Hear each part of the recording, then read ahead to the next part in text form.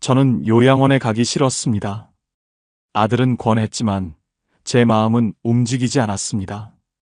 그곳은 사는 곳이 아니라 보내지는 곳 같았거든요. 그러던 어느 날 이웃이 말했습니다. 요양원 말고 월 10만 원으로 갈 수 있는 곳이 있대요. 처음엔 믿지 않았습니다. 그런 곳이 어디 있어? 하지만 지금 저는 그곳에서 살고 있습니다. 혼자이지만 외롭지 않은 곳, 돌봄을 받지만 존중받는 곳. 요즘 많은 어르신들이 이곳으로 몰리고 있습니다. 오늘 제 이야기를 들어주시겠습니까? 새벽 5시 반, 눈이 떠집니다. 알람도 안 맞췄는데 습관처럼 눈이 떠요. 나이 들면 다 이렇다고 하더군요. 잠이 필요한 나이에 잠이 안 오고 할 일 없는 아침에 일찍 일어나니까요. 천장을 보다가 옆을 봤습니다. 아내 자리는 여전히 비어 있습니다. 2년이 지났는데 아직도 침대 한쪽만 씁니다. 반쪽은 그냥 비워둡니다. 치울 용기가 안 나서요. 커튼을 열었더니 환한 햇살이 쏟아져 들어옵니다. 창밖엔 벌써 사람들이 바쁘게 움직이고 있습니다. 출근하는 사람, 운동하는 사람, 학교 가는 아이들, 모두 어디론가 가고 있더군요. 저만 여기 서서 그 모습을 보고 있었습니다. 유리창 하나를 사이에 두고요. 부엌으로 갔습니다. 냉장고 문을 열었습니다. 김치통 하나, 계란 2개, 우유 한 팩. 안에 있을 때는 반찬이 5가지는 있었는데 이젠 뭘 해 먹을지도 모르겠고 만들어도 혼자 먹다가 버리게 되니까요. 계란 하나 꺼냈습니다. 프라이팬에 올리려다가 귀찮아서 그냥 삶기로 했습니다. 냄비에 물 붓고 계란 넣고 불 켜고 10분 뒤에 다시 오면 되니까요. 그 10분 동안 뭘 할까요? 고민하다가 그냥 식탁에 앉았습니다. 식탁엔 의자가 2개 있습니다. 하나는 제가 앉고 하나는 비어 있습니다. 계란을 건져서 찬물에 식혔습니다. 껍질 까면서 문득 이런 생각이 들었습니다. 이걸 누구 먹으라고 까고 있나? 나 먹으라고 까는 건데 뭔가 슬프더군요. 식탁에 앉아서 계란 하나 먹고 김치 몇 조각 먹고 물 한 컵 마셨습니다. 5분이면 끝나는 아침입니다. 설거지도 금방입니다. 접시 하나, 젓가락 하나, 컵 하나. 예전엔 아내가 투덜거렸습니다. 설거지는 바로바로 해야지. 왜 이렇게 쌓아놔? 지금은 쌓을 그릇도 없습니다. 다 합쳐도 한 손에 들어갑니다. 거실로 나와서 소파에 앉았습니다. 시계를 봤더니 겨우 6시 10분입니다. 점심까지 6시간, 저녁까지 12시간. 이 시간을 어떻게 보내야 할까요? TV를 켰습니다. 사실 뭐라고 하는지 잘 안 들립니다. 그냥 소리가 있으면 좋아서 켜놓는 겁니다. 사람 목소리라도 들리면 집이 덜 텅 빈 것 같아서요. 한 달 전엔 이런 일도 있었습니다. TV 보다가 혼자 웃었어요. 예능 프로그램에서 뭔가 웃긴 장면이 나왔거든요. 그런데 웃고 나니까 집안이 더 조용하더군요. 웃음소리가 끝나고 나면 고요함만 남습니다. 그때 깨달았습니다. 아, 웃음도 혼자 웃으면 외롭구나. 휴대폰을 봤습니다. 알림이 하나 왔네요. 기대하며 눌렀더니 스팸 문자였습니다. 대출 필요하세요? 문자함을 열어봤습니다. 아들한테 온 문자는 일주일 전이 마지막입니다. 아버지 건강하시죠? 바빠서 연락 못 드렸어요. 아들도 바쁜 거 압니다.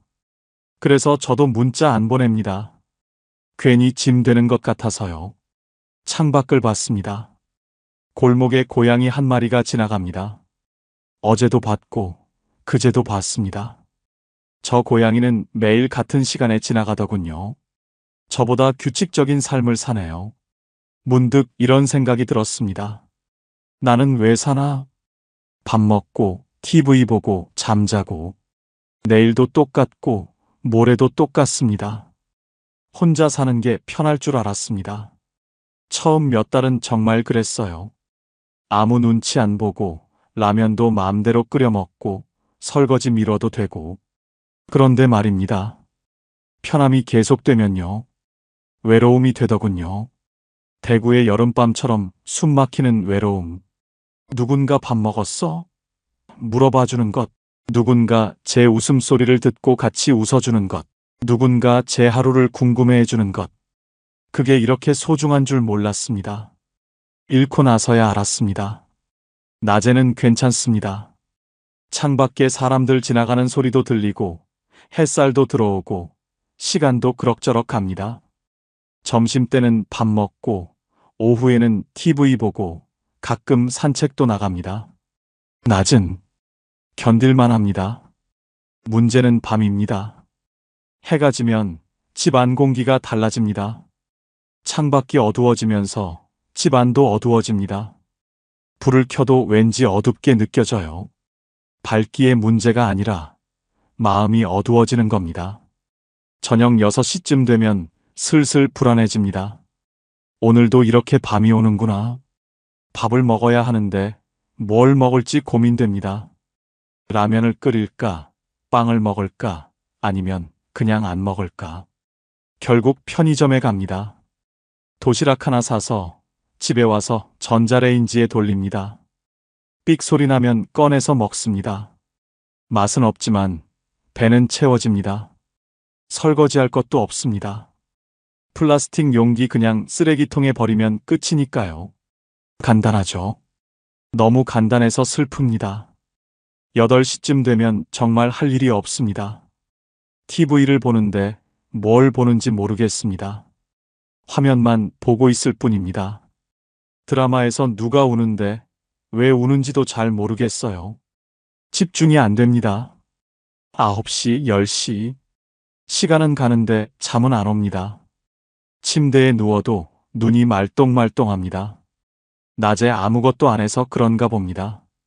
몸은 안 피곤한데 마음만 피곤합니다. 그럴 때 이런 생각이 듭니다.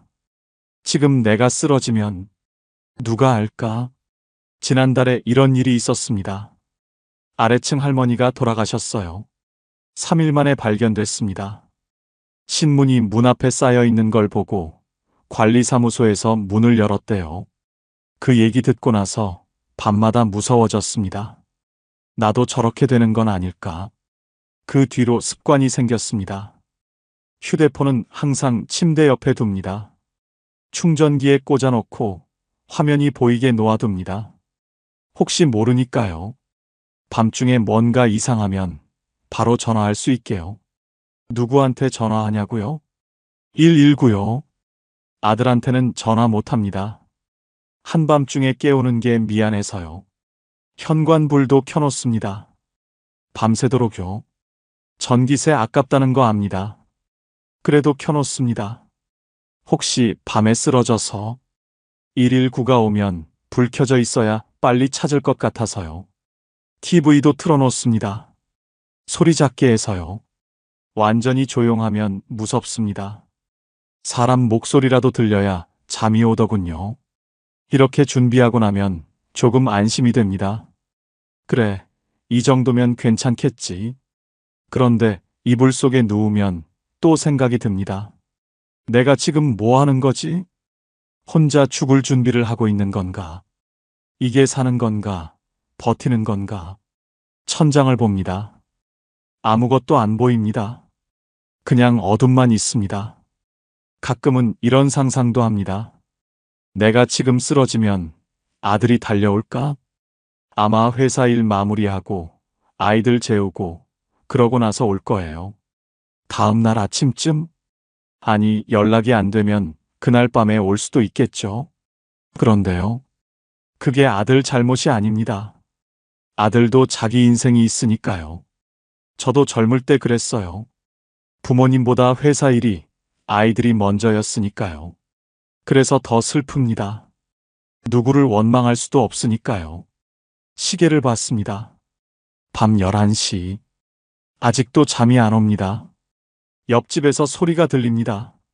문 닫는 소리, 발소리, 물 내리는 소리, 누군가 살고 있다는 소리입니다. 그 소리가 위로가 됩니다. 나 혼자만 깨어 있는 건 아니구나. 12시쯤 되면 옆집도 조용해집니다. 다들 잠드나 봅니다. 저만 누워서 천장을 보고 있습니다. TV에서 심야 영화가 나옵니다. 뭔지도 모르고 봅니다. 눈만 뜨고 있을 뿐입니다. 1시, 2시. 그렇게 시간이 갑니다. 새벽 3시쯤 되면 그제야 눈이 감깁니다. 피곤해서가 아니라 포기해서입니다. 그래, 오늘도 이렇게 가는구나. 그렇게 잠듭니다. 얕은 잠으로요. 언제든 깰 준비를 하면서요. 아침이 되면 다시 눈이 떠집니다. 오늘도 살아있네. 안도하면서도 또 하루가 시작된다는 게 무겁습니다. 이게 혼자 사는 밤입니다. 낮에는 견딜만한데 밤은 견디기 힘듭니다. 어둠 속에서, 고요함 속에서 혼자라는 게 너무 크게 느껴집니다. 누군가 옆에 있으면 좋겠습니다. 말 안 해도 그냥 숨소리만 들려도 좋겠습니다.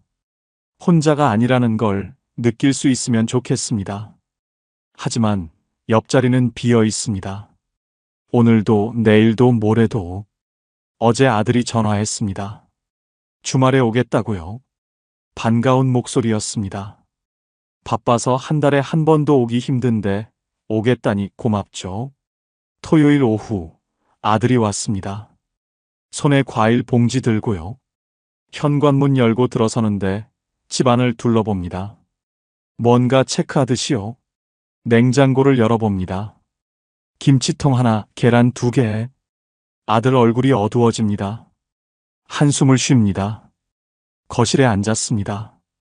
아들이 차를 한 모금 마시더니 조심스럽게 말을 꺼냅니다. 아버지, 요양원 한번 알아보시는 게 어때요? 그 말이 나올 줄 알았습니다. 냉장고 열어볼 때부터 예상했어요. 그래도 막상 들으니까 가슴이 철렁 내려앉습니다. 난 아직 혼자 살만해. 제 목소리가 생각보다 딱딱하게 나왔습니다. 아들이 입을 다뭅니다. 더 말하면 제가 화낼까봐 그러는 거겠죠? 침묵이 흘렀습니다. TV 소리만 배경에 깔립니다. 아들도 저도 할 말을 잃었습니다. 한참 뒤에 아들이 조용히 말했습니다. 천천히 생각해 보세요. 그리고 더 이상 말하지 않았습니다. 아들이 돌아가고 저는 소파에 앉아 있었습니다. 요양원. 그 단어가 머릿속에 남았습니다. 사실 처음 듣는 제안은 아닙니다. 작년에도 딸이 비슷한 얘기를 했었어요. 그때도 거절했습니다. 왜냐고요? 요양원이 싫어서요. 몇 년 전 친구 병문안 갔을 때 요양원을 봤습니다. 깨끗했어요. 시설도 좋았고요. 하지만 뭔가 차가웠습니다. 복도를 걷는데 방마다 어르신들이 침대에 누워 계셨어요. TV만 보고 계시거나 천장만 보고 계시거나 말하는 사람이 없었습니다.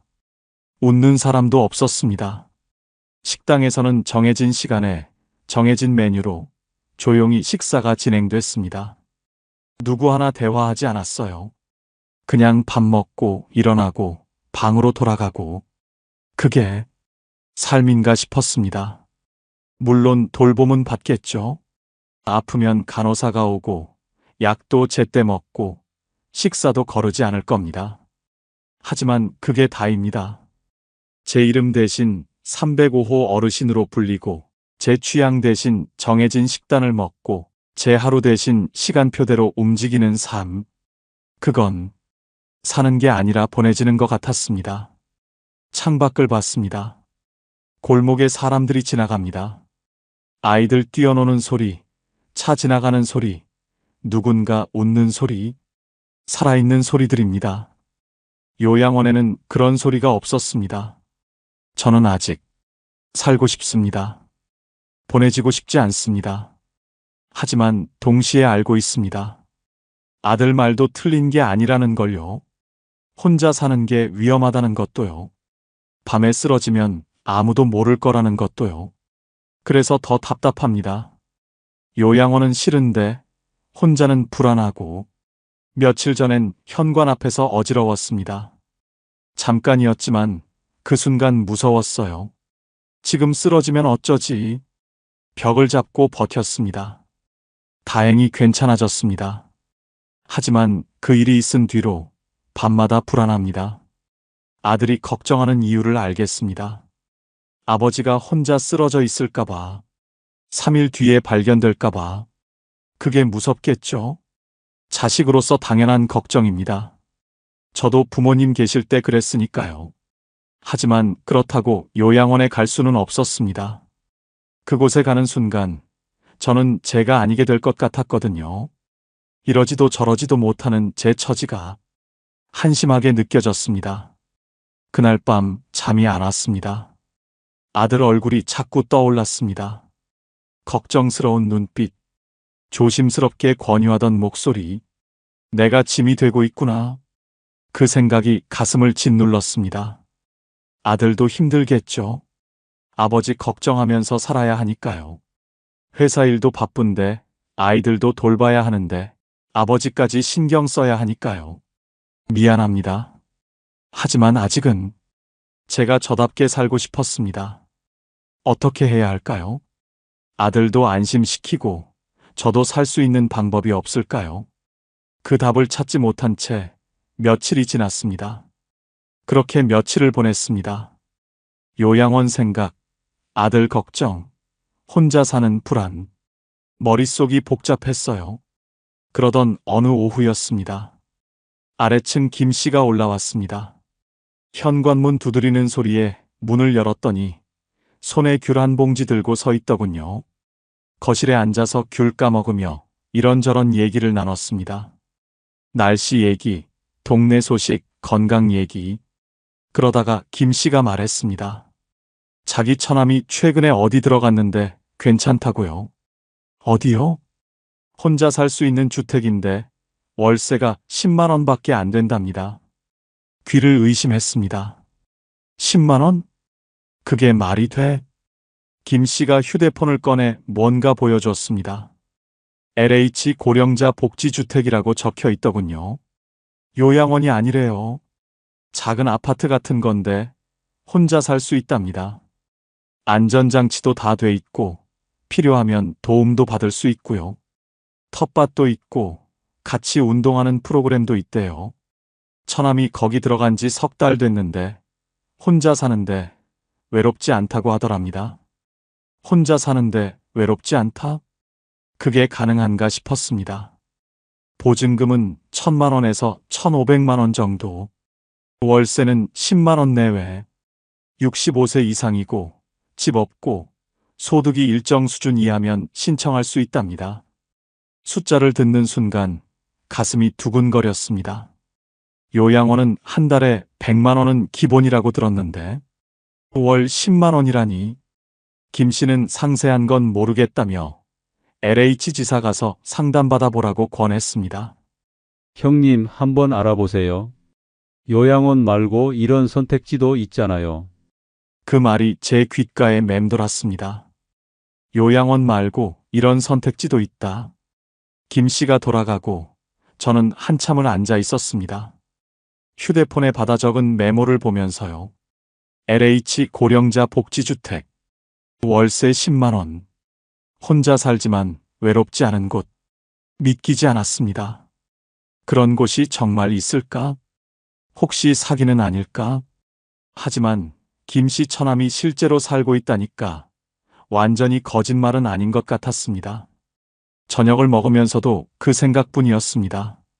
라면을 끓였는데 맛이 없었어요. 아니, 먹는지 마는지도 모르겠더군요. 머릿속은 온통 그 주택 생각뿐이었습니다. 월 10만 원이면 제 기초연금으로도 충분히 낼 수 있습니다. 보증금 1,000만 원도 아내가 남긴 예금으로 가능합니다. 그런데 진짜 그런 곳이 있을까요? 혼자 살면서도 외롭지 않은 곳. 요양원처럼 갇혀 있는 게 아니라 제 방에서 제 방식대로 살 수 있는 곳. 상상이 됐습니다. 아침에 일어나서 커튼 열고 작은 부엌에서 밥해 먹고 텃밭 나가서 상추 따고 같은 처지의 어르신들과 인사 나누고 그 모습이 머릿속에 그려지니까 가슴이 두근거렸습니다. 오랜만에 느끼는 감정이었습니다. 기대감이요. 혼자 집에 있을 때는 내일이 두려웠습니다. 또 똑같은 하루가 올 거라는 게 무서웠어요. 요양원 생각할 때는 절망뿐이었습니다. 거기 가는 순간 제 인생이 끝나는 것 같았거든요. 하지만 이 주택은 달랐습니다. 새로운 시작 같았습니다. 끝이 아니라 또 다른 삶의 시작. 그날 밤 잠이 안 왔습니다. 평소와는 다른 이유로요. 불안해서가 아니라 기대돼서였습니다. 침대에 누워서 천장을 봤습니다. 어둠 속에서도 뭔가 빛이 보이는 것 같았어요. 내일 LH 지사 가봐야지. 그렇게 마음먹었습니다. 망설여졌습니다. 혹시 제가 조건이 안 되면 어떡하지? 혹시 대기자가 너무 많으면 어떡하지? 혹시 김 씨가 잘못 알고 있는 거면? 하지만 그래도요. 알아보기라도 해야겠다 싶었습니다. 아무것도 안 하고 여기 앉아 있는 것보다는 나으니까요. 새벽 4시쯤 됐을 때 눈이 떠졌습니다. 평소보다 더 일찍 깬 겁니다. 설렜나 봅니다. 씻고 아침 먹고 시계를 봤더니 겨우 6시. LH 지사는 9시에 열립니다. 3시간이나 남았더군요. 소파에 앉아서 휴대폰만 들여다봤습니다. LH 고령자 복지주택 검색해봤어요. 진짜 있더군요. 정부에서 만든 거래요. 사진도 봤습니다. 깨끗한 건물, 작은 방, 공동 텃밭. 사진만 봐도 마음이 흔들렸습니다. 댓글도 읽어봤습니다. 여기 살고 있는데 괜찮아요. 월세 부담 없어서 좋습니다. 혼자지만 외롭지 않아요. 그 글들이 제게 용기를 주었습니다. 그래, 나도 한번 해보자. 8시 반쯤 집을 나섰습니다. 조금 일찍 가는 거였지만 집에 더 있으면 너무 초조할 것 같았거든요. 버스를 타고 LH 지사로 향했습니다. 창밖 풍경을 보면서 생각했습니다. 만약 정말 들어갈 수 있다면, 만약 정말 그런 곳에서 살 수 있다면, 상상만으로도 가슴이 벅찼습니다. 오랜만에 느끼는 희망이었습니다. 버스에서 내려 건물을 올려다봤습니다. LH 한국토지주택공사.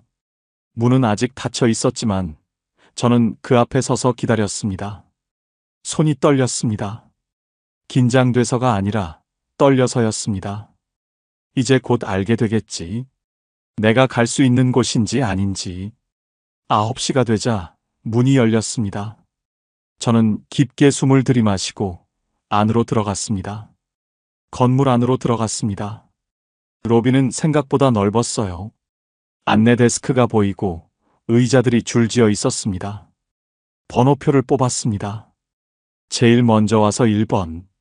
업무 시작 직전 의자에 앉아서 기다렸습니다. 손이 축축했어요. 긴장됐습니다. 내가 조건이 될까? 혹시 안 된다고 하면 어쩌지? 옆에 앉은 할머니 한 분이 혼잣말을 하고 계셨습니다. 벌써 2년째 기다리고 있는데. 2년이요? 가슴이 철렁했습니다. 그렇게 오래 기다려야 하나? 하지만 동시에 이런 생각도 들었습니다. 2년을 기다릴 만큼 좋은 곳이라는 뜻 아닐까? 그렇지 않다면 누가 그렇게 오래 기다리겠어요? 한번 고객님, 일어서서 상담 데스크로 갔습니다. 젊은 여자 직원이 환하게 웃으며 맞아주었습니다. 어떻게 오셨어요? 고령자 복지주택. 그거 알아보러 왔습니다. 목소리가 떨렸어요. 직원이 서류를 꺼내며 친절하게 설명하기 시작했습니다. 만 65세 이상이어야 하고, 집이 없어야 하고, 소득이 일정 기준 이하여야 한답니다. 저는 올해 72입니다. 집도 없어요. 월세로 살고 있거든요. 소득은 국민연금이 전부입니다. 직원이 계산기를 두드리더니 고개를 끄덕였습니다. 조건이 된답니다. 그 말을 듣는 순간 가슴이 뛰었습니다. 정말요? 제가요? 직원이 계속 설명했습니다. 보증금은 1,000만 원에서 1,500만 원 정도. 월세는 지역에 따라 다르지만 대략 8만 원에서 12만 원 선. 제가 신청할 수 있는 건 36제곱미터 정도의 원룸형이고 월세는 10만 원 내외가 될 거래요. 10만 원. 제 연금으로 충분히 낼 수 있는 금액입니다. 그럼 정말 들어갈 수 있다는 말씀이신가요? 제 목소리에 떨림이 묻어나왔습니다. 직원이 부드럽게 웃으며 대답했습니다. 네. 신청하실 수 있어요. 다만 지역별로 대기자가 있어서 정확한 입주 시기는 신청 후에 안내드릴 수 있어요. 대기 기간은 지역마다 다르고 일반 신청자는 보통 1년에서 2년 정도 기다립니다. 2년. 긴 시간이긴 합니다. 하지만 그래도 괜찮았어요. 어차피 지금도 혼자 살고 있는데 2년 더 버티면 되는 거 아닙니까? 게다가 직원이 말했습니다. 국가유공자나 기초생활수급자, 장애인 같은 경우는 우선순위로 빨리 들어갈 수 있습니다. 빠르면 6개월, 늦어도 1년 안에 연락이 옵니다. 저는 국가유공자는 아니지만 기초생활수급자도 아니고 일반 신청자입니다. 그래도 괜찮습니다. 기다릴 수 있어요. 직원이 필요한 서류를 알려줬습니다. 주민등록등본, 가족관계증명서, 소득증명서류, 건강보험료 납부 확인서도 필요합니다. 대부분 인터넷으로 발급받으실 수 있어요. 어르신, 인터넷 사용 가능하세요? 아들한테 부탁하면 됩니다.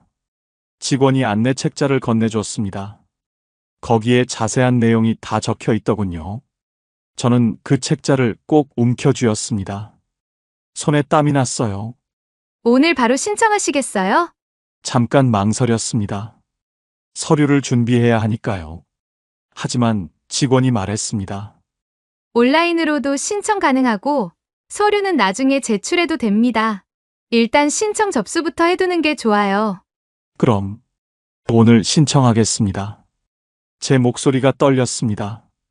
기대감과 불안감이 뒤섞인 떨림이었어요.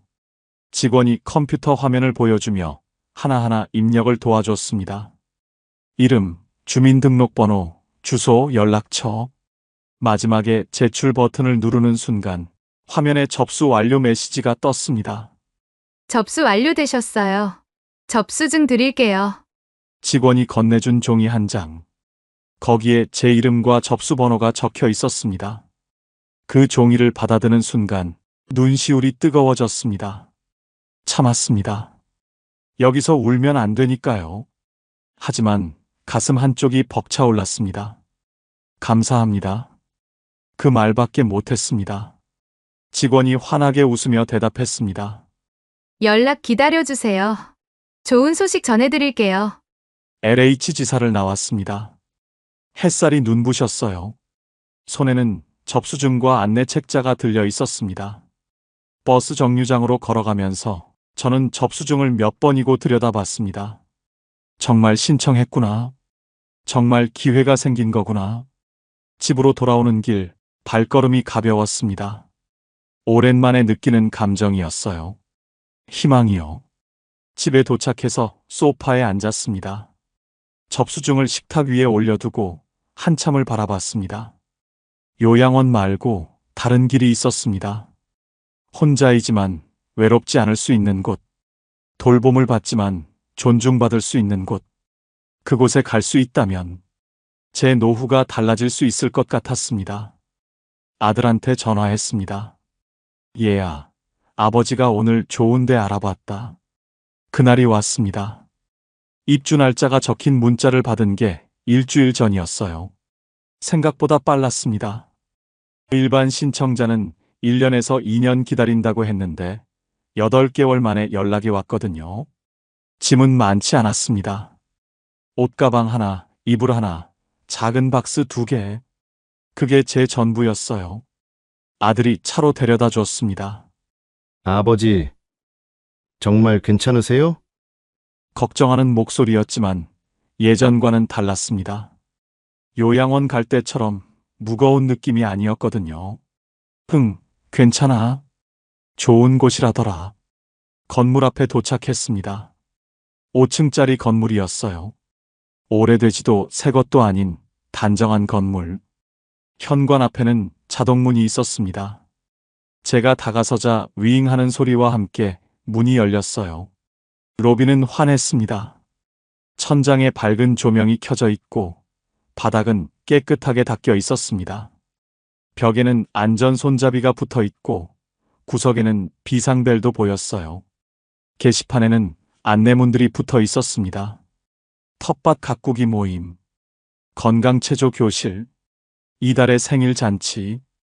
그걸 보는 것만으로도 마음이 조금 풀렸습니다. 관리 직원이 나와서 짐을 받아들며 안내해 주었습니다. 엘리베이터를 타고 3층으로 올라갔습니다.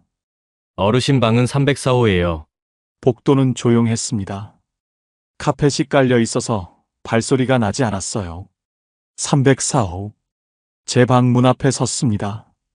열쇠를 받아서 문을 열었습니다. 방은 작았습니다. 하지만 깨끗했어요.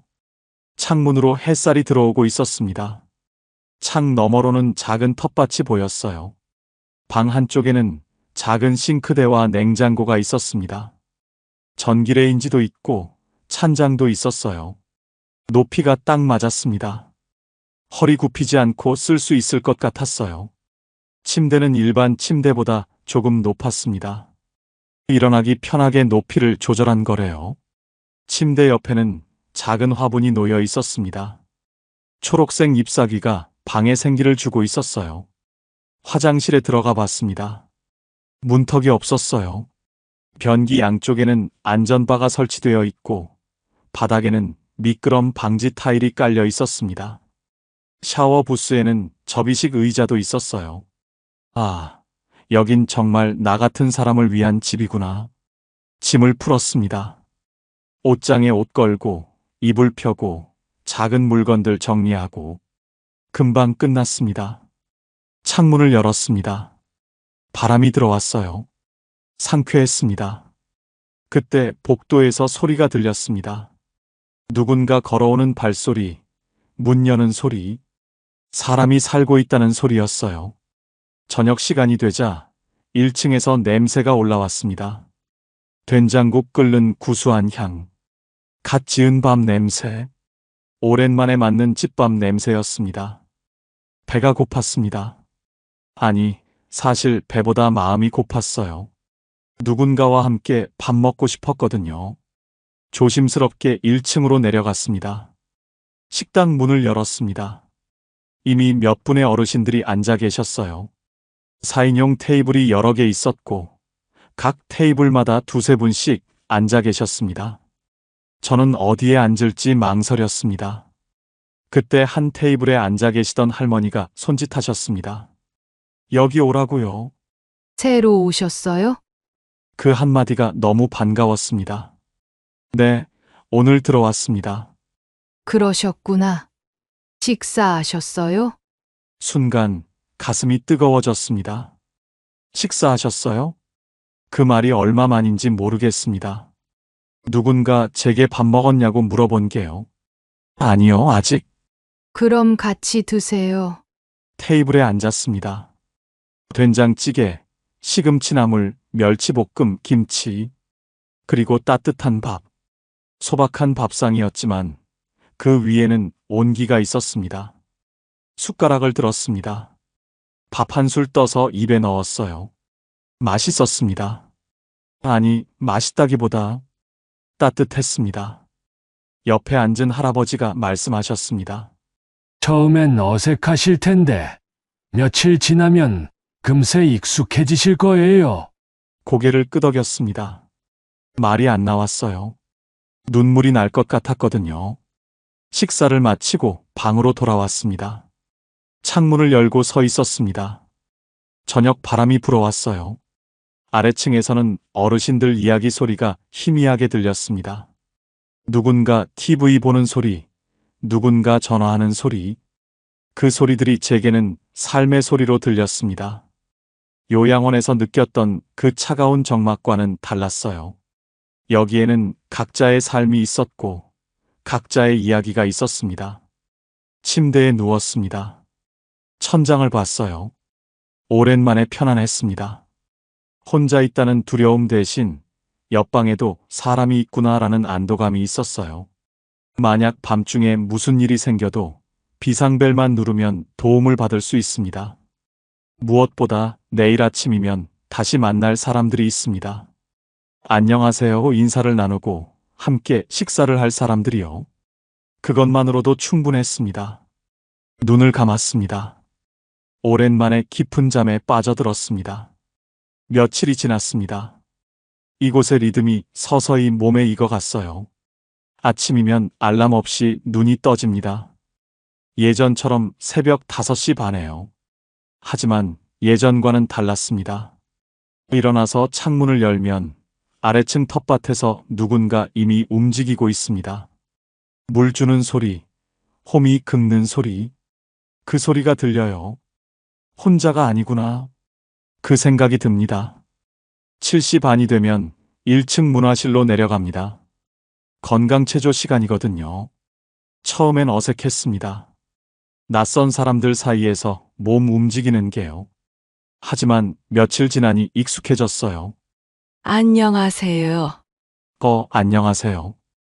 짧은 인사지만 그게 좋습니다. 아침마다 누군가와 인사를 나눈다는 것. 체조는 간단합니다. 목 돌리기, 어깨 풀기, 다리 들어 올리기. 무리하지 않는 동작들이에요. 하지만 몸이 가벼워지는 걸 느낍니다. 혼자 집에 있을 때는 하루 종일 소파에 앉아 있었는데요. 체조가 끝나면 각자 방으로 돌아가 아침을 먹습니다. 저는 간단히 토스트와 커피로 해결해요. 가끔은 1층 식당에서 함께 먹기도 합니다. 어제는 된장찌개가 나왔어요. 혼자 먹는 토스트보다 훨씬 맛있었습니다. 아침을 먹고 나면 1층 건강관리실에 들릅니다. 혈압을 재는 겁니다. 자동 혈압계에 팔을 넣고 삑 소리가 날 때까지 기다립니다. 옆에는 다른 어르신도 앉아 계세요. 오늘은 혈압이 좀 높네요. 저는 괜찮네요. 이런 사소한 대화가 오갑니다. 그게 좋아요. 10시쯤 되면 텃밭에 나갑니다. 겨울이라 작물은 많지 않지만 쪽파랑 시금치가 자라고 있어요. 햇볕 아래서 흙을 만집니다. 호미로 흙을 고르고 물을 주고 손에 흙냄새가 묻습니다. 그 냄새를 맡으면 살아있다는 느낌이 듭니다. 옆에서 텃밭 가꾸시는 할아버지가 말씀하셨어요. 봄 되면 뭐 심을까요? 고추 어때요? 좋죠. 상추도 심고요. 내년 봄 이야기를 합니다. 그게 신기했어요. 예전엔 내일도 두려웠는데 이제는 내년 봄을 기대하고 있으니까요. 점심은 각자 해결합니다. 저는 간단히 라면 끓여 먹거나 빵 사다 먹어요. 혼자 먹지만 외롭지 않습니다. 벽 너머에서 누군가 설거지하는 소리가 들리거든요. 오후에는 할 일이 없습니다. 그래서 그냥 방에서 쉬거나 1층 로비에 내려가요. 로비에는 늘 어르신 몇 분이 계십니다. 신문 보시거나 바둑 두시거나 그냥 앉아서 이야기 나누시거나 저도 그 옆에 앉습니다. 말 안 해도 괜찮아요. 그냥 사람들 사이에 있다는 것만으로도 좋으니까요. 저녁이 되면 공동 식당에 갑니다. 매일은 아니지만 일주일에 서너 번은 가요. 같은 테이블에 앉는 분들이 정해져 가고 있습니다. 말 없이도 자리를 비워줍니다. 오늘 반찬 괜찮네요. 날씨가 추워졌어요. 짧은 대화지만 그게 제 하루를 채웁니다. 어제는 이런 일도 있었습니다. 복도에서 할머니 한 분과 마주쳤는데 그분이 말씀하셨어요. 304호 어르신, 요즘 표정이 밝아지셨네요. 순간 뜨끔했습니다. 제가 그렇게 변했나? 방에 돌아와서 거울을 봤어요. 확실히 달라진 것 같았습니다. 얼굴에 생기가 돌고 주름도 덜 깊어 보였어요. 정말 이렇게 달라질 수 있구나. 밤이 되면 방에 누워 창문을 봅니다. 커튼 사이로 달빛이 들어오고 바람이 불어와요. 아래층에서는 여전히 사람들 소리가 들립니다. TV 소리, 전화 통화 소리, 물 내리는 소리. 그 소리들이 저를 안심시킵니다. 혼자가 아니라는 증거니까요. 침대에 누워서 생각합니다. 혼자 집에 있을 때는 시간이 안 갔습니다. 아침부터 저녁까지 하루가 너무 길었어요. 요양원 생각할 때는 절망뿐이었습니다. 거기 가는 순간 제 인생이 끝나는 것 같았거든요. 하지만 이곳은 달랐습니다. 혼자 살지만 외롭지 않습니다. 돌봄을 받지만 존중받습니다. 제 방에서 제 방식대로 살아갑니다. 아침에 일어나고 싶을 때 일어나고, 텃밭 가고 싶으면 가고, 쉬고 싶으면 쉬고. 하지만 혼자가 아닙니다. 엘리베이터에서 누군가와 마주치고, 식당에서 함께 밥 먹고, 복도에서 안녕하세요 인사 나누고. 그게 제 하루입니다. 문득 깨달았습니다. 혼자 사는 건 쉬웠지만 혼자 살아내는 건 어려웠습니다. 돌봄이 필요하다는 건 약하다는 뜻이 아니었습니다. 사람은 누군가와 기대며 사는 존재라는 걸요. 창밖을 봤습니다. 별이 보였어요. 아내가 살아있었다면 이곳을 좋아했을 거예요. 함께 텃밭 가꾸고, 함께 식사하고, 함께 웃었을 텐데. 하지만 괜찮습니다. 아내도 하늘에서 기뻐하고 있을 거예요. 제가 이렇게 다시 웃고 있으니까요. 눈을 감았습니다. 내일 아침이면 다시 누군가와 안녕하세요 인사를 나눌 겁니다. 체조도 하고, 텃밭도 가고, 밥도 함께 먹을 거예요. 그 생각만으로도 마음이 따뜻해집니다. 이제는 말할 수 있습니다. 괜찮다. 이렇게 사는 것도 참 괜찮다. 저는 요양원 말고 다른 길을 찾았습니다. 월 10만 원으로 사람답게 살아갈 수 있는 곳을요. 혹시 저처럼 혼자 사시면서 외로우신 분, 요양원은 가기 싫은데 방법을 모르시는 분, 이 이야기가 작은 도움이 되길 바랍니다. LH 고령자 복지주택. 만 65세 이상 무주택 어르신이면 신청하실 수 있습니다. 소득은 도시근로자 가구 평균 이하면 되고요. 보증금은 1,000만 원에서 1,500만 원, 월세는 10만 원 내외입니다. 국가유공자나 기초생활수급자는 우선순위로 빠르게 들어갈 수 있습니다. 일반 신청자는 1년에서 2년 정도 기다리시면 됩니다. LH 청약센터 온라인으로 신청하시거나 가까운 LH 지사 방문하셔서 상담받으시면 됩니다. 노후는 두렵습니다. 하지만 포기할 필요는 없습니다. 요양원만 있는 줄 알았는데 이런 선택지도 있더군요. 저는 지금 혼자이지만 외롭지 않습니다. 돌봄을 받지만 존중받습니다. 이곳에서 저는 다시 웃을 수 있었습니다. 여러분도 괜찮아질 겁니다. 40년 우정도 두 아들의 사랑도 결국 그녀를 지켜주지 못했습니다. 박순자 씨는 그날 밤 깨달았습니다. 행복한 노후를 결정짓는 건 단 3가지뿐이라는 걸. 그 깨달음은 하루아침에 온 것이 아니었습니다. 시작은 한 통의 전화였습니다. 화면에 뜬 이름은 김말순. 40년 지기 친구였습니다. 박순자 씨는 평소와 다름없이 전화를 받았습니다.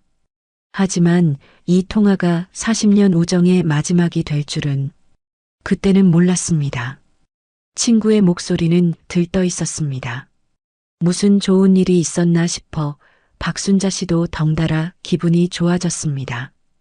김말순 씨는 큰딸이 50만 원 용돈을 보내줬다며 자랑했습니다. 둘째는 100만 원짜리 명품 핸드백을 사다 줬다고 했습니다.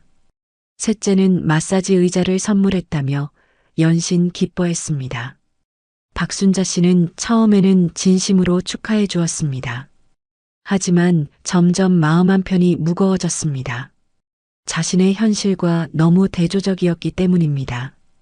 큰아들은 호주에 이민을 간 지 3년째. 처음 몇 달은 자주 연락했지만 이제는 명절에나 안부를 묻는 정도였습니다.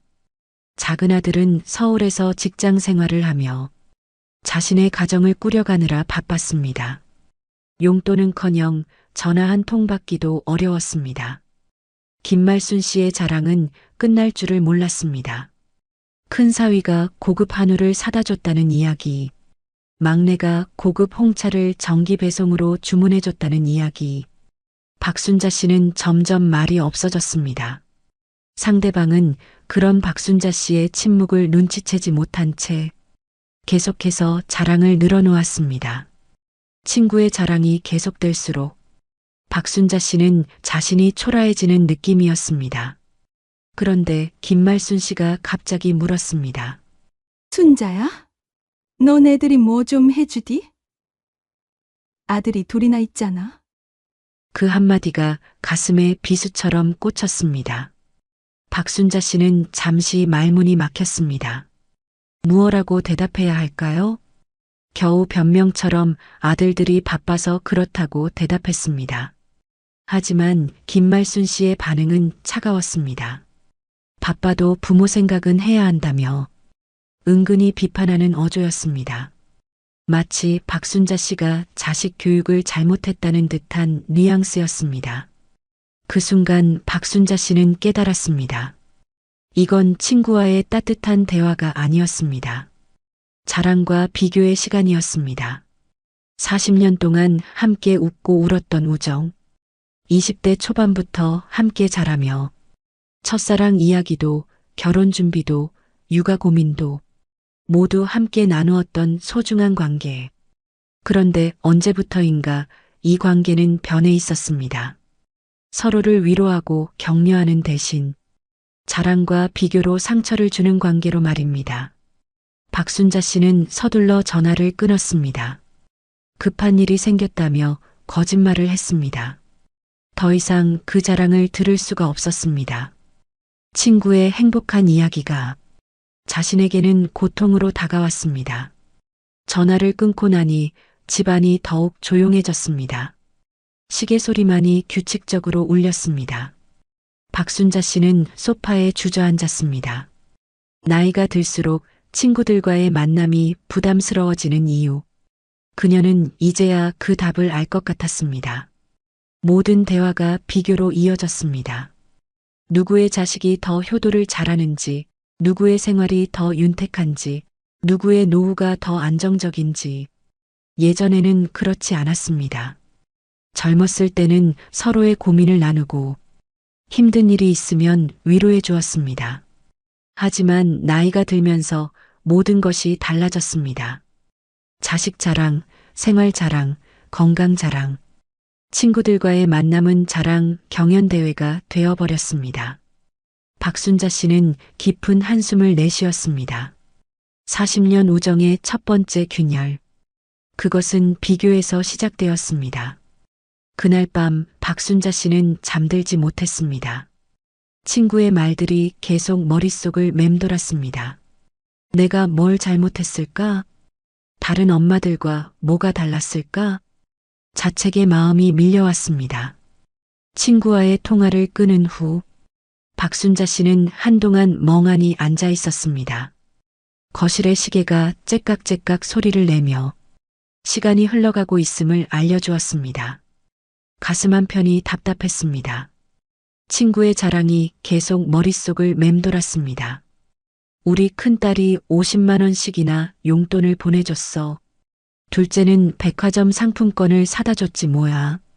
그런 말들이 귓가에서 떠나지 않았습니다. 박순자 씨는 자신의 현실을 되돌아보았습니다. 큰아들은 3년 전 호주로 이민을 갔습니다. 처음에는 한 달에 한 번씩 영상통화를 했지만 이제는 명절에나 안부를 묻는 정도였습니다. 작은 아들은 서울에서 직장 생활을 하고 있었습니다. 결혼한 지 5년째였지만 아직 손자 소식은 없었습니다. 며느리와의 관계도 어색했습니다. 처음에는 자주 연락하며 지냈지만 시간이 지날수록 대화는 줄어들었습니다. 우리 애들은 정말 아무것도 안 해주나? 문득 작은 아들에게 전화를 걸고 싶어졌습니다. 그냥 목소리라도 듣고 싶었습니다. 친구처럼 자랑할 만한 이야기가 있는지도 궁금했습니다. 박순자 씨는 조심스럽게 번호를 눌렀습니다. 벨소리가 길게 울렸습니다. 혹시 바쁘나? 지금 점심시간일 텐데. 한참 후에야 아들의 목소리가 들렸습니다. 하지만 그 목소리는 예상과 달랐습니다. 피곤하고 짜증 섞인 톤이었습니다. 엄마, 나 지금 회사야. 급한 일 아니면 나중에 연락해. 짧고 차가운 말투였습니다. 박순자 씨는 당황했습니다. 그저 안부나 물어보고 싶었을 뿐인데 아들의 반응은 너무 차가웠습니다. 아니야. 급한 건 아니고. 그냥 안부나 물어보려고. 요즘 어떻게 지내나 싶어서. 엄마, 진짜 바빠. 문자로 할 말 있으면 보내. 뚝. 전화가 끊어졌습니다. 박순자 씨는 수화기를 든 채로 한동안 움직이지 못했습니다. 이게 자식과의 대화라고 할 수 있을까요? 친구가 자랑하던 그런 따뜻한 관계는 어디서 찾을 수 있을까요? 집안의 정막이 더욱 깊어졌습니다.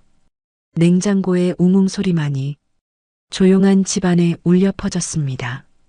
박순자 씨는 소파에 깊숙이 몸을 맡겼습니다.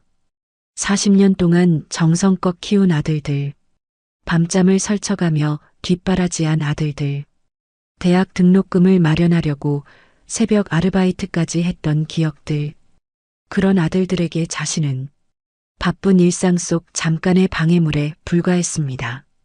내가 뭘 잘못했을까? 다른 집 엄마들은 뭘 다르게 했을까? 자책의 마음이 밀려왔습니다. 친구 김말순 씨의 아이들은 왜 그렇게 효도를 잘할까요? 같은 시대에 태어나 비슷하게 키웠는데 왜 이렇게 다른 결과가 나왔을까요? 박순자 씨는 핸드폰을 들여다보았습니다. 아들에게서 온 마지막 문자는 일주일 전이었습니다. 엄마 건강하세요라는 짧은 인사뿐이었습니다. 그나마 큰아들은 더했습니다. 호주에서 보내온 마지막 메시지는 한 달 전이었습니다. 추석 인사를 겸한 안부였는데 그마저도 단체 메시지 같았습니다. 친구에게 위로받고 싶었지만 방금 전 통화가 떠올랐습니다. 친구도 자식도 자신의 마음을 헤아려 주지 않는 현실. 박순자 씨는 창밖을 바라보았습니다. 해가 서서히 기울어가고 있었습니다. 60대 박순자 씨의 하루는 이렇게 또 깊은 외로움으로 저물어 갔습니다. 그날 밤 그녀는 잠들지 못했습니다. 해시태그 챕터 3 건강의 경고. 며칠이 지났습니다. 박순자 씨는 여전히 친구와 아들의 일로 마음이 무거웠습니다. 그런데 우편함에서 뜻밖의 편지를 발견했습니다. 병원에서 온 건강검진 결과 통지서였습니다. 작년에 받았던 건강검진 결과가 나온 것이었습니다. 박순자 씨는 별 생각 없이 봉투를 뜯었습니다. 하지만 결과지를 보는 순간 얼굴이 굳어졌습니다. 혈압 수치가 정상 범위를 벗어나 있었습니다. 콜레스테롤 수치도 높았습니다. 혈당 수치 역시 경계선상에 있었습니다. 빨간 글씨로 표시된 재검사 필요 항목들이 눈에 띄게 많았습니다. 박순자 씨는 서둘러 병원에 전화를 걸었습니다. 며칠 후 진료 예약을 잡을 수 있었습니다. 병원 가는 날까지 마음이 불안했습니다. 인터넷으로 자신의 수치들을 찾아보니 더욱 걱정이 커졌습니다. 진료실 앞에서 기다리는 시간이 길게 느껴졌습니다. 주변에는 자신과 비슷한 나이대의 사람들이 많았습니다. 모두들 심각한 표정으로 앉아 있었습니다. 박순자 환자분, 간호사의 부름에 박순자 씨는 진료실로 들어갔습니다. 의사는 검진 결과지를 꼼꼼히 살펴보았습니다. 그리고 박순자 씨를 바라보며 말했습니다. 검진 결과, 앞으로 관리를 잘해야 합니다. 그 말은 단순한 조언이 아니었습니다. 의사의 표정이 진지했습니다. 혈압약을 복용해야 한다고 했습니다. 콜레스테롤 수치를 낮추기 위해 식단 조절이 필요하다고 했습니다. 정기적인 운동도 필수라고 강조했습니다. 지금부터 관리하지 않으면 더 큰 문제가 생길 수 있어요. 고혈압, 당뇨, 심혈관 질환, 이런 것들은 한 번 생기면 평생 관리해야 합니다. 의사의 말 한마디 한마디가 박순자 씨의 가슴에 무겁게 내려앉았습니다. 그것은 노후의 자유와 불안을 가르는 경계선이었습니다. 건강하면 혼자서도 살 수 있지만 아프면 누군가에게 의존해야 합니다. 박순자 씨는 문득 깨달았습니다. 친구의 자랑도 자식의 무관심도 건강 앞에서는 별것 아니라는 것을. 아무리 효도하는 자식이 있어도 아픈 건 본인의 몫이었습니다. 아무리 좋은 친구가 있어도 병원에는 혼자 와야 했습니다. 처방전을 받아들고 나오는 길, 박순자 씨의 발걸음이 무거웠습니다. 약국에서 혈압약을 받으며 약사의 설명을 들었습니다. 매일 같은 시간에 복용해야 한다는 것, 부작용이 있을 수 있다는 것. 집으로 돌아와 약봉지를 바라보았습니다. 이제 이 약들과 평생을 함께 살아야 하는 것일까요? 박순자 씨는 거울 앞에 섰습니다. 60대 중반의 자신의 모습이 보였습니다. 언제부터인가 주름이 깊어졌고 머리카락도 많이 휘어졌습니다. 체력도 예전 같지 않았습니다. 젊었을 때는 건강을 당연하게 여겼습니다. 밤을 새워도 괜찮았고 아무거나 먹어도 문제 없었습니다. 하지만 이제는 달랐습니다.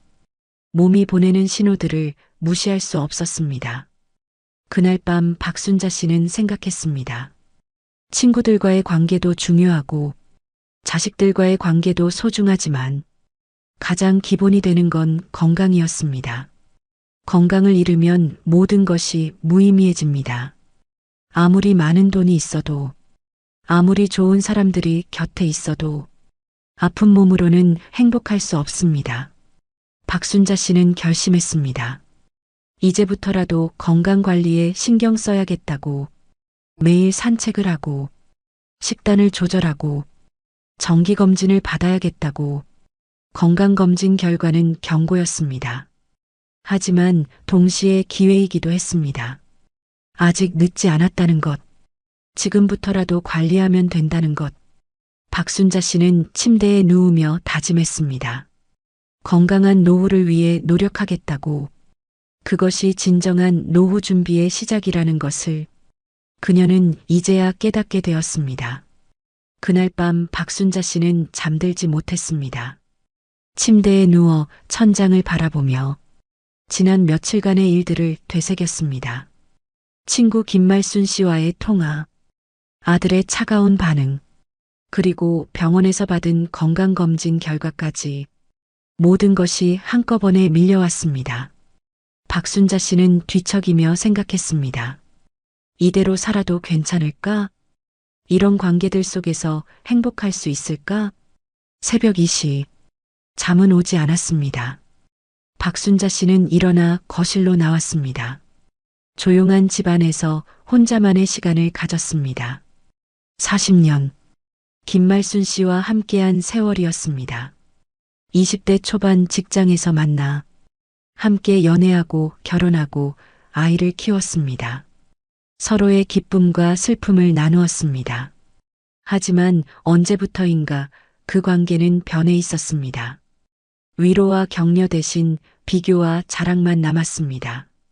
만날 때마다 상처받고 돌아오는 자신을 발견했습니다. 친구를 만나고 나면 더 우울해졌습니다. 자신이 초라하게 느껴졌습니다. 이게 정말 우정일까요? 박순자 씨는 깊이 생각했습니다.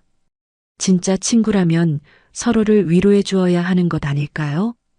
힘든 일이 있을 때 함께 아파해주고, 기쁜 일이 있을 때 진심으로 축하해 주어야 하는 것 아닐까요? 하지만 지금의 관계는 그렇지 않았습니다. 상대방의 자랑을 들으며 자신을 비하하게 되는 관계, 만날 때마다 열등감을 느끼게 되는 관계, 이런 관계가 과연 필요할까요?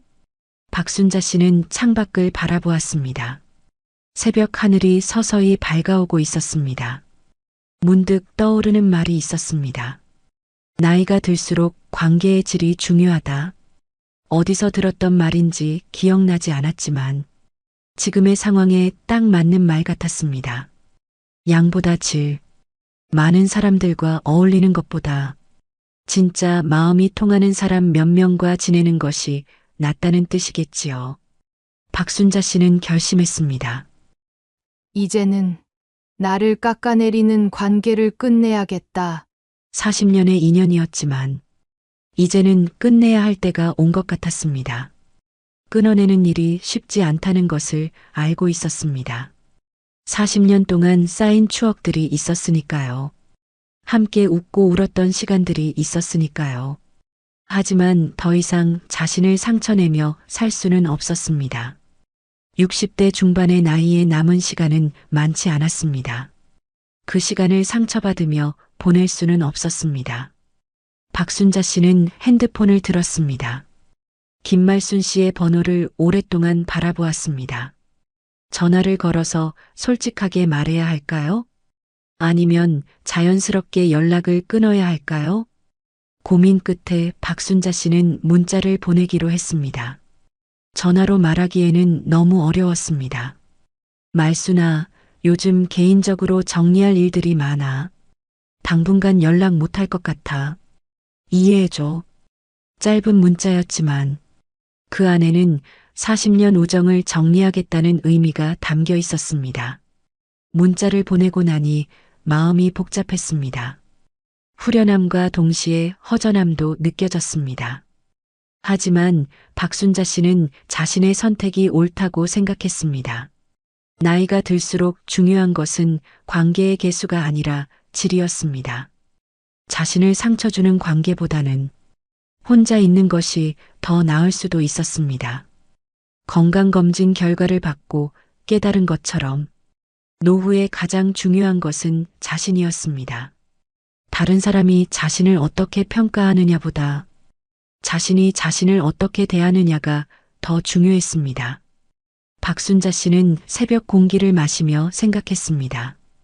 이제 새로운 시작이었습니다. 상처 주는 관계를 정리하고 진짜 자신을 위한 시간을 만들어야겠다고, 그것이 행복한 노후를 위한 첫 번째 단계라는 것을 박순자 씨는 분명히 알고 있었습니다. 해가 떠올랐습니다. 새로운 하루가 시작되었습니다. 김말순 씨에게 문자를 보낸 지 일주일이 지났습니다. 박순자 씨는 자신의 선택이 옳았다고 생각했지만 마음 한편으로는 이상한 감정이 들었습니다. 예상했던 후련함 대신 묘한 공허감이 찾아왔습니다. 평소 같으면 김말순 씨에게서 전화가 왔을 시간. 하지만 이제 그 전화는 오지 않았습니다. 핸드폰은 조용했습니다. 박순자 씨는 거실을 둘러보았습니다. 관계를 정리하고 나니 방안이 더 넓어 보였습니다. 하지만 동시에 채워야 할 자리가 더 크게 느껴졌습니다. 전에는 김말순 씨와의 통화가 부담스러웠지만 그래도 누군가와 대화를 나누는 시간이었습니다. 자랑을 듣는 것이 힘들었지만 그래도 말을 주고받는 상대가 있었습니다. 이제는 그마저도 없었습니다. 끊어내고 나니 내 곁이 이렇게까지 비어 있었구나. 박순자 씨는 혼잣말을 중얼거렸습니다. 아들들은 여전히 바빴습니다. 큰아들은 호주에서 연락이 뜸했고 작은아들은 서울에서 자신의 일로 바빴습니다. 이웃들과는 인사 정도만 나누는 사이였고 직장을 그만둔 지도 5년이 지나 동료들과도 연락이 끊어진 상태였습니다. 결국 남은 건 혼자뿐이었습니다. 하루 종일 말을 하지 않는 날들이 늘어났습니다. 마트에서 계산할 때 감사합니다 정도가 그날의 유일한 대화였습니다. 밤이 되면 정막은 더 깊어졌습니다. 텔레비전 소리만이 집안을 채웠습니다. 박순자 씨는 소파에 앉아 생각했습니다. 정말 혼자가 나은 걸까? 상처받는 관계라도 있는 게 나았던 건 아닐까? 외로움이 밀려왔습니다. 깊고 무거운 외로움이었습니다. 젊었을 때는 혼자 있는 시간이 좋았습니다. 아이들 키우느라 바쁠 때는 혼자만의 시간이 소중했습니다. 하지만 지금의 혼자는 달랐습니다. 선택이 아닌 상황이었습니다. 박순자 씨는 창밖을 바라보았습니다. 이웃집에는 불이 켜져 있었습니다. 가족들이 함께 저녁을 먹고 있는 것 같았습니다. 부러웠습니다. 누군가와 함께 밥을 먹고 하루 있었던 일을 나누는 것이 그렇게 부러울 줄 몰랐습니다. 며칠 후 마트에 갔을 때의 일입니다. 우연히 김말순 씨를 마주쳤습니다. 멀리서 김말순 씨가 다른 친구와 함께 즐겁게 이야기하는 모습이 보였습니다. 박순자 씨는 발걸음을 멈췄습니다. 김말순 씨도 박순자 씨를 발견했습니다. 잠시 눈이 마주쳤지만 둘 다 먼저 다가가지 않았습니다. 김말순 씨는 곧 다른 곳으로 시선을 돌렸고 박순자 씨도 서둘러 다른 통로로 갔습니다. 집으로 돌아오는 길이 무거웠습니다. 40년 우정이 이렇게 어색하게 끝나는 게 맞을까요? 하지만 되돌릴 수는 없었습니다. 이미 선택한 길이었습니다. 그날 밤 박순자 씨는 더욱 깊은 외로움을 느꼈습니다. 관계를 정리하는 것이 옳은 선택이라고 생각했지만 그 빈자리를 채우는 것은 별개의 문제였습니다. 무엇으로 이 공허함을 채워야 할까요? 누구와 새로운 관계를 만들어야 할까요? 박순자 씨는 깊은 한숨을 내쉬었습니다. 상처 주는 관계를 끊어내는 것은 용기 있는 선택이었지만 그 이후의 삶을 채워나가는 것은 또 다른 과제였습니다. 밤은 길었고 정막은 더 깊었습니다. 박순자 씨는 창밖의 별을 바라보며 새로운 답을 찾고 있었습니다. 혼자라는 것, 그것이 자유일 수도 있고 고독일 수도 있다는 것을 그녀는 이제야 깨닫고 있었습니다. 그리고 그 고독을 어떻게 채워나갈지는 오롯이 자신의 몫이라는 것도 점점 명확해지고 있었습니다. 공허감에 시달리던 어느 날 박순자 씨는 우연한 기회를 만났습니다. 동네 복지관에서 진행하는 건강한 노후 준비 강좌가 있다는 소식을 들었습니다. 처음에는 별 관심이 없었습니다. 사람들과 어울리는 것이 부담스러웠기 때문입니다. 하지만 혼자 있는 시간이 길어질수록 무언가 변화가 필요하다는 생각이 들었습니다. 용기를 내어 복지관 문을 두드렸습니다. 작은 강의실에 15명 정도의 사람들이 모여 있었습니다. 대부분 박순자 씨와 비슷한 나이대였습니다. 강사는 50대 후반의 여성이었습니다. 노후 준비에서 가장 중요한 것은 마음가짐이라고 했습니다. 강의가 끝난 후 다과 시간이 있었습니다. 박순자 씨는 구석에 앉아 혼자 차를 마시고 있었습니다. 그때 옆자리에 앉은 여성이 말을 걸어왔습니다. 이미숙 씨라는 60대 초반의 단정한 여성이었습니다. 온화한 미소가 인상적이었습니다. 이미숙 씨는 복지관에 온 지 3개월 됐다고 했습니다. 처음에는 자신도 부담스러웠다며 공감해 주었습니다. 그리고 중요한 깨달음을 나누어 주었습니다. 억지로 이어가는 인연은 오래 못 가더라고요. 그 말이 박순자 씨의 마음에 깊이 박혔습니다. 이미숙 씨는 예전에 의무감으로 만나던 사람들이 많았다고 했습니다. 학창시절 친구들, 직장 동료들, 만나고 나면 피곤하고 스트레스 받는 관계들이었습니다. 박순자 씨는 김말순 씨와의 관계가 떠올랐습니다. 이미숙 씨는 나이가 들수록 깨달았다고 했습니다. 진짜 필요한 건 마음이 편한 관계라는 것을. 복지관에 오는 사람들은 달랐습니다. 서로 비교하거나 자랑하려 하지 않았습니다. 비슷한 고민을 가지고 있어서 서로 이해했습니다. 이미숙 씨는 관계를 새롭게 정리했다고 했습니다. 억지로 잡아둔 관계들은 정리하고 마음이 편한 몇 사람과만 깊게 지내려고 했습니다. 박순자 씨는 깊은 감동을 받았습니다. 자신만 이런 고민을 하는 줄 알았는데 비슷한 경험을 한 사람이 있다는 것이 위로가 되었습니다. 이미숙 씨는 새로운 취미도 찾았다고 했습니다. 요가도 배우고 독서 모임도 참여하고 나이 들어서도 새로운 걸 배울 수 있다며 활기차게 말했습니다. 박순자 씨는 오랜만에 마음이 따뜻해지는 느낌이었습니다. 낯선 이의 말이었지만 그 말은 진짜 위로였습니다. 자신의 선택이 틀리지 않았다는 확신이 들었습니다. 그날 집으로 돌아가는 길, 박순자 씨의 발걸음이 가벼웠습니다. 오랜만에 희망이 보였습니다. 새로운 시작이 가능하다는 믿음이 생겼습니다. 억지로 잡아둔 관계보다 마음이 편한 대화가 더 소중하다는 것. 그것이 바로 노후 관계의 핵심이라는 것을 박순자 씨는 이제야 깨닫게 되었습니다.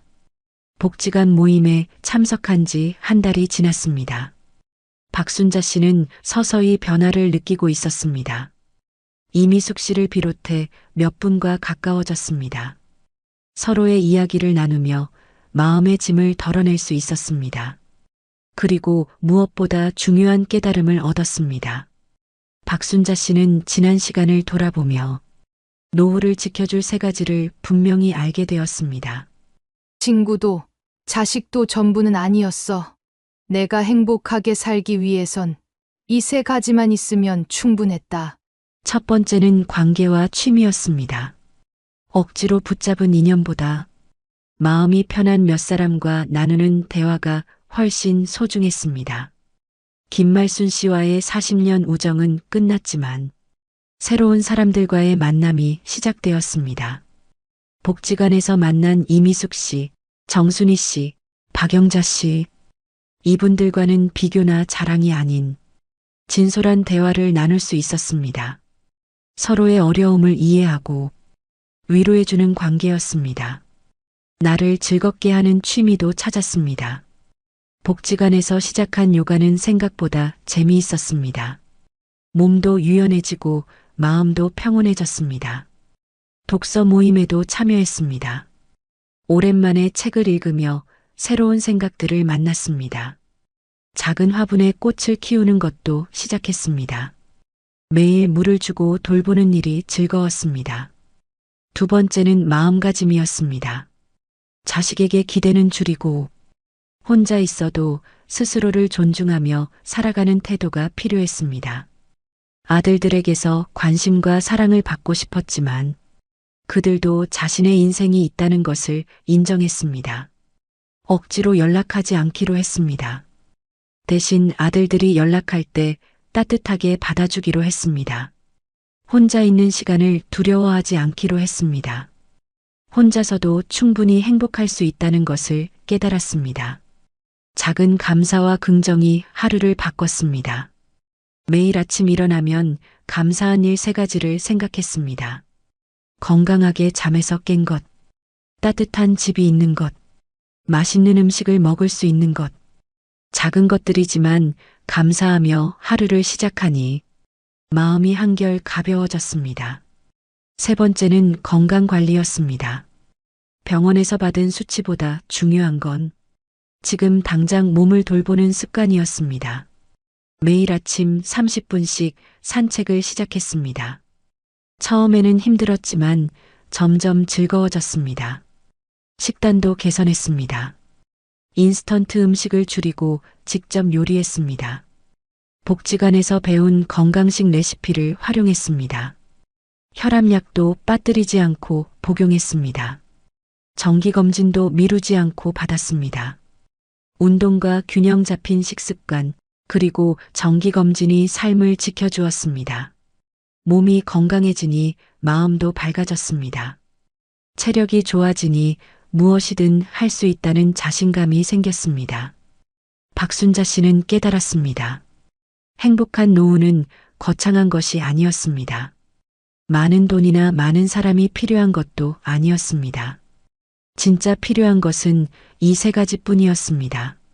마음이 통하는 관계와 즐거운 취미, 긍정적인 마음가짐, 그리고 건강한 몸. 이것만 있으면 충분히 행복할 수 있었습니다. 40년 우정의 상실도, 자식들의 무관심도, 건강에 대한 걱정도 이제는 두렵지 않았습니다. 박순자 씨는 자신만의 행복한 노후를 만들어가고 있었습니다. 6개월이 지났습니다. 박순자 씨의 삶은 완전히 달라져 있었습니다. 더 이상 외롭지 않았습니다. 혼자 있어도 두렵지 않았습니다. 복지관 모임은 일주일의 즐거움이 되었습니다. 요가 수업 후 함께 차를 마시며 나누는 대화는 그 어떤 관계보다 편안했습니다.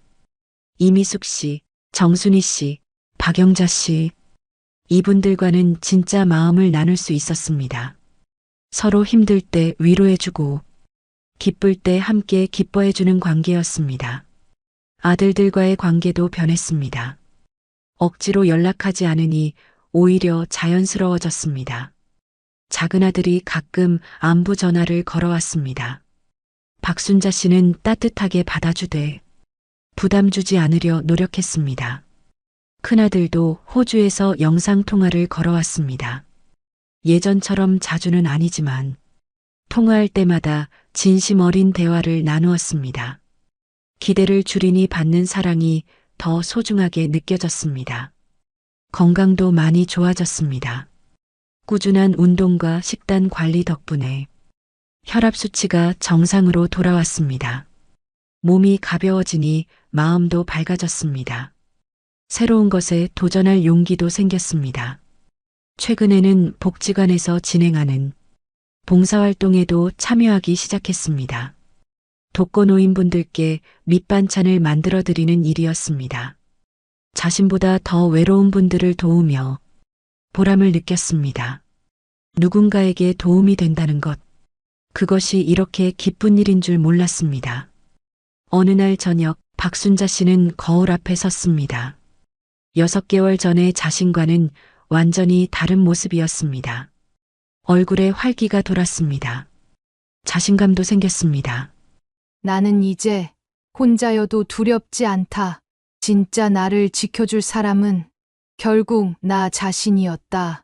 박순자 씨는 조용히 중얼거렸습니다. 40년 우정의 끝에서 그녀는 비로소 자신을 만났습니다. 다른 사람의 인정이나 사랑에 의존하지 않고 스스로 행복을 만들어가는 방법을 배웠습니다. 그리고 깨달았습니다. 노후의 행복은 숫자도 사람의 수도 아니었습니다. 얼마나 많은 돈이 있는지, 얼마나 많은 사람들이 곁에 있는지가 중요한 게 아니었습니다. 진짜 중요한 것은 스스로를 존중하는 마음이었습니다. 자신을 사랑하고 돌보는 마음, 작은 것에도 감사할 줄 아는 마음, 매일을 소중하게 여기는 마음, 그런 마음가짐이야말로 행복한 노후의 진짜 비밀이었습니다. 박순자 씨는 창밖을 바라보았습니다. 저녁 하늘이 아름답게 물들어 있었습니다. 내일은 또 어떤 즐거운 일이 기다리고 있을까요? 복지관에서 새로운 친구를 만날 수도 있고, 새로운 취미를 시작할 수도 있을 것입니다. 나이가 들어도 여전히 배울 것이 많고, 경험할 것이 많다는 사실이 기뻤습니다. 박순자 씨의 새로운 인생이 시작되었습니다. 진짜 자신을 위한 인생이었습니다. 그것이 바로 행복한 노후의 진짜 모습이었습니다. 친구도 자식도 노후를 완전히 지켜줄 수는 없습니다. 진짜 행복한 노후는 3가지에 달려 있습니다. 질 좋은 관계와 즐거운 취미, 긍정적인 마음가짐, 꾸준한 건강관리. 행복한 노후는 거창한 것이 아닙니다. 스스로를 사랑하는 마음에서 시작됩니다. 박순자 씨처럼 말입니다. 여러분도 비슷한 고민을 하고 계신다면 이 이야기가 작은 위로가 되었기를 바랍니다. 더 많은 이야기로 찾아뵙겠습니다. 구독과 좋아요로 응원해 주세요.